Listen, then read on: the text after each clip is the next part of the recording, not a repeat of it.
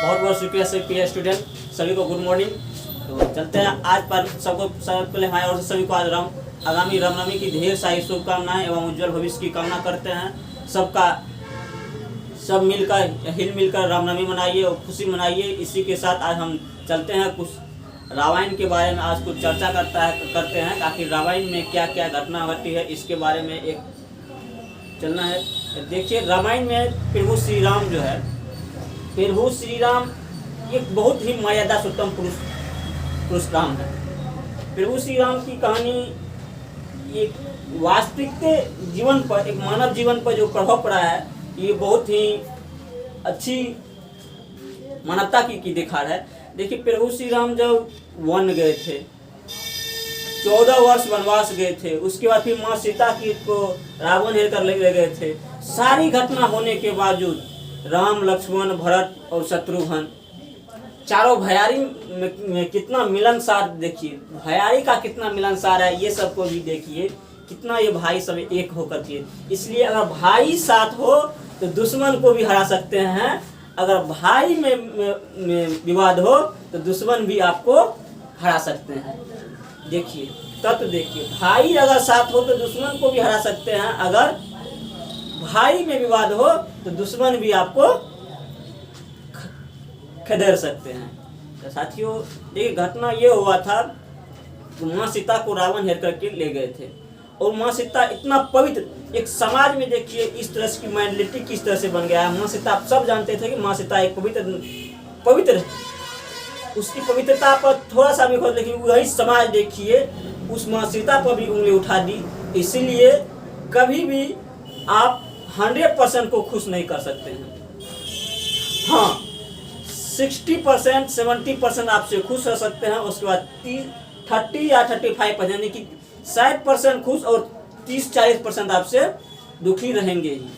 अब वहीं 10% को खुश करने के लिए आज प्रभु श्री राम ने अपनी मर्यादा को निभाते हुए माँ सीता को खो दिया। क्या बोले थे माँ सीता? सबको पता था कि जब माँ सीता पवित्र है, अग्नि परीक्षा होंगे और माँ सीता शुद्ध सही है तो पवित्र निकलेगी, तो ठीक है, उसका अग्नि परीक्षा ले लिए। उसके बाद फिर वो माँ सीता को दोबारा वनवास गए, उसके बाद जब आए तो फिर वही समाज ने उन पर उंगली उठाना शुरू कर दी। बोले क्या नहीं, इनका आज भी परीक्षा होना चाहिए कि ये पवित्र है या अपवित्र है। तो माँ सीता ने बोले, हे धरती माँ, हे धरती माँ, तो 2 टोक हुआ, हम उसमें समा जाएंगे, क्योंकि जब हमको आप पे विश्वास, हे प्रभु जी, हे प्रभु ईश्वर, हमको आप पे विश्वास है, जब आपने ही आज मेरे परीक्षा लिया तो हम इस धरती पर रहने की। इसीलिए आज देखिए वहाँ जब माँ सीता धरती में विलीन हो रही है, देख पा रहे होंगे, जब माँ सीता धरती में विलीन हो रही है तो वहाँ पर देखिए विलीन से पहले जो समाज उस पर उंगली उठा रहे थे, उसके बाद वही समाज उसको बोलते हैं जो माँ सीता पवित्र थी। बताइए, समाज की यही एक कुरीति है कि हर इंसान पर उंगली उठा देते हैं कि ये गलत है। इसीलिए समाज में, हाँ ये नहीं है कि समाज गलत है, समाज सही है, लेकिन समाज में एक कुरीति जो है, यह कुरीति गलत है। इस तरह की कुरीति को खत्म होना चाहिए। जब देखिए एक कांड देखिएगा कि दुश्मनों से किस तरह से ज्ञान लिया जाता है। दुश्मन, समाज में कोई युद्ध में खड़े व्यक्ति दुश्मन नहीं, एक योद्धा होता है, वो अपना फर्ज को निभाते हैं। तो देखिएगा जब रावण की हत्या हो गई थी, उसको बाण लग गया था, उसके बाद अंतिम क्षण में जब लक्ष्मण जी गए थे वहां पर उससे ज्ञान लेने के लिए, और ज्ञान लेने के लिए गए थे, तो रावण क्या बोले उसके बाद भी, आपको अभी तक ये सीख नहीं है कि आखिर गुरु से ज्ञान कैसे लिया जाता है। तो फिर लक्ष्मण तो आखिर उसमें मेंटलिटी जो है ना, बचपना बहुत ज्यादा थी, तो खुशियाँ करके चले आए प्रभु राम से बात, तू तो भजला रहा जिस हमरा ज्ञान ले ला, कि ज्ञाने से वाला ले, तो तुमको अभी तक है ना ज्ञान लेने का हुनर नहीं है। तो देख लीजिएगा उसमें।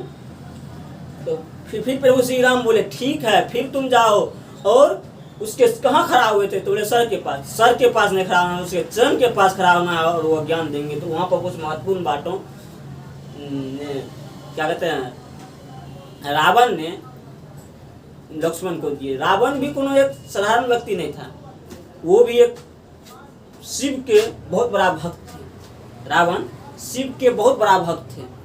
और आज जब रावण को दहन करते हैं, दशहरा में, जैसे दशहरा में आप लोग हम सभी रावण को दहन करते हैं, उससे भी एक संदेश निकल के आता है, इस भीड़ में मुझे आग लगाने वालों, ये तो बता इस भीड़ में राम कौन है, मुझे आग लगाने वाले जरा ये तो बता इस भीड़ में राम कौन है। ये संदेश निकलता है। आज ये कहने का अर्थ ये हुआ, आज इस रावण से तो जरा नीच हम लोग हो गए हैं, तो फिर रावण की नेचर पर क्यों। इसीलिए वो भी एक पंडित थे। तो देखिए हुआ क्या था, बहुत सारी घटना हुआ था जिसमें देखिए हमेशा प्रभु श्री राम के सबसे बड़ा भक्त हनुमान जी थे। हनुमान जी देखिए, जब राम भगवान जब लंका जा रहे थे, वहाँ पर पुल बना रहे थे।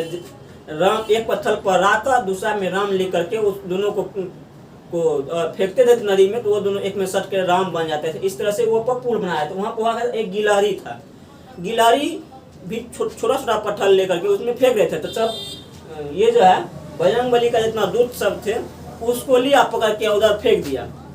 संजोग देखिए, वो गिलहरी जाकर के प्रभु श्री राम के चरण में गिरे, और जब चरण में गिरे तो प्रभु श्री राम ने उन्हें हाथ से उसको दुलार, जैसे मलाने करते हैं उसी तरह से किया। तो आज भी देखिए गिलहरी पर बोला जाता है, गिलहरी पर जो वो दिगीर है वो प्रभु श्री राम के हाथों का दिगीर है। तो उसमें फिर सबको बुलाए, बोले कि देखिए आपका जितना क्षमता है उतना बड़ा पत्थर फेंक रहे हैं, और ये गिलहरी का क्षमता ही इतना है, इसलिए क्षमता से ज़्यादा पत्थर फेंक रहे हैं, इसलिए सबसे बड़ा कामयाबी तो इनकी है। इसीलिए इंसान को हमेशा सीख गिलहरी से लीजिए। और सबसे पहली बात तो यह है कि आज समस्त देशवासी को रामनवमी की ढेर सारी शुभकामनाएं। आशा करते हैं आपकी दिन भविष्य हो, सब एक होकर के रहे, हिल मिल कर रहे, शांति से एक संस्कृति को अच्छे से बनाए। इसी के साथ आज के लिए इतना ही। जय हिंद।